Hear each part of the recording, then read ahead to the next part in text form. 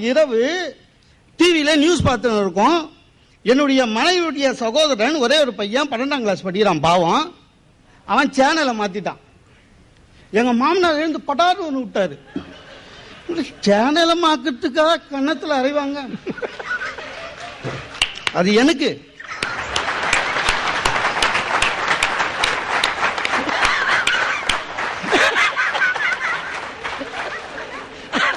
அதுக்கு வசனம் ஒண்ணு சொல்றாரு, எனக்குன்னு வந்து வாட்சிங்களடானாரு.